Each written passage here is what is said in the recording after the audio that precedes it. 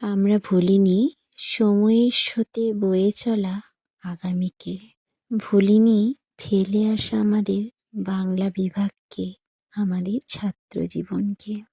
তাই তো ছুটে গেছিলাম বাংলার ঘরে, তাই এক সুর তাল ছন্দ মেলাতে বাংলা বিভাগের কাছে যোগ দিয়েছিলাম আমাদের স্মৃতিচারণের মেলাতে। আমরা 3 বান্ধবী 2025-এর দ্বিতীয়বারের পুনর্মিলন বাংলা বিভাগে তো হয়েছি আমরা সবাই।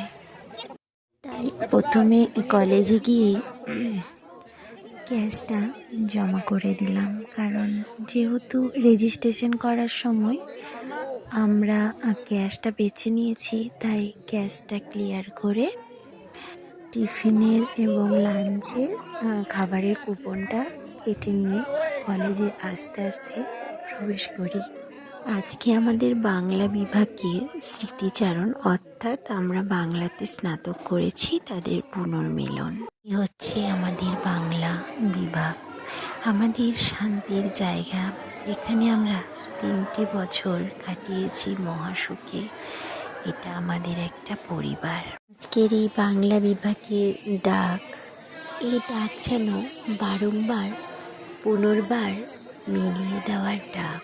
আগুন ডেকেছে আজি, ডেকেছে সহপাঠীরা, ডেকেছে বিদ্যাসাগর কলেজের অরবিন্দ ভবনের প্রকাণ্ড গাছগুলি, ডেকেছে অধ্যাপকেরা, অধ্যাপিকারা, ডেকেছে অভিভাবকেরা এবং সহপাঠীরা, ডেকেছে আজ স্মৃতিচারণের পুনর্বার মিলিয়ে দেওয়ার মিলন মেলা।